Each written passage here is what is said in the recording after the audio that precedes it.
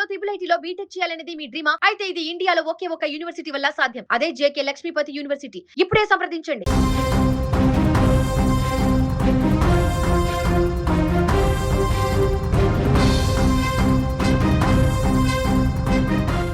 కోయంబత్తూరులోని తొండముత్తూరు ప్రాంతంలో దారుణం చోటు చేసుకుంది.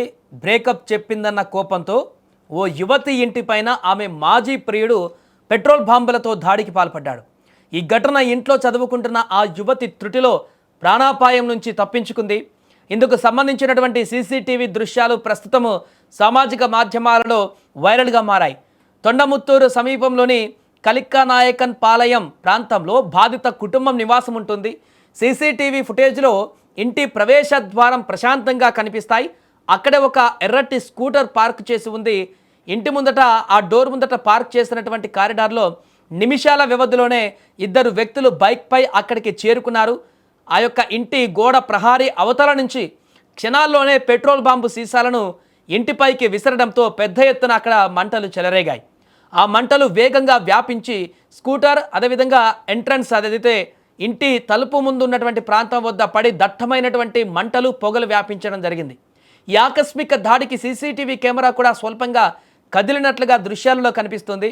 అదృష్టవశాత్తు ఆ మంటలు ఇంటి బయట మాత్రమే పరిమితం కావడంతో అది పూర్తిగా ఇంటికి ఆ ఫర్నిచర్ మిగతా ఐటమ్స్ అన్నిటికీ భారీ ఎత్తున అంటుకొని భారీ ప్రమాదాన్ని అంత ప్రమాదంగా మారకముందే అక్కడ వాళ్ళు గమనించి అప్రమత్తమై ఆ మంటలను ఆర్పడంతో పెను ప్రమాదం తప్పింది.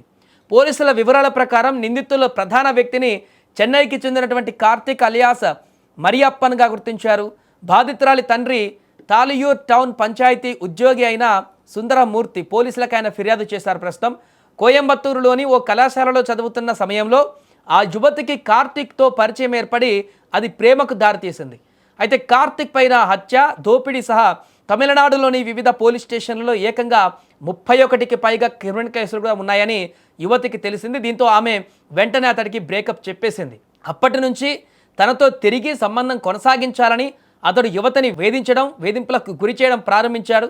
ఈ నేపథ్యంలోనే ఆదివారం సాయంత్రం కార్తిక్ తన 3 అనుచరులతో కలిసి 2 బైకులపై యువతి ఇంటికి వచ్చాడు. దాడికి పాల్పడడానికి ముందు ఇంటి బయట నిలబడి ఉన్న యువతి తండ్రి సుందరమూర్తిని అడ్డగించి బెదిరింపులకు పాల్పడ్డాడు. ఆ తర్వాత పెట్రోల్తో నింపిన మద్యం సీసాలతో ఖాళీ బీర్ మద్యం సీసాలను ఇంటిపైన విసిరాడు. దాంతో దాడి జరిగిన సమయంలో యువతి ఇంట్లో చదువుకుంటూ ఉండడంతో వారందరూ కూడా బయట డోర్ ముందు లేకపోవడంతో పెను ప్రమాదం తప్పింది. ఇంట్లోనే వారు ఉండడంతో ఇంట్లో లోపలికి మంటలు రాకపోవడంతో అయితే ఎవరికి ఎలాంటి గాయాలు కూడా కాకుండా ఈ యొక్క భారీ ప్రమాదం నుంచి అయితే అందులో ఉన్న వారందరూ కూడా తప్పించుకున్నారు.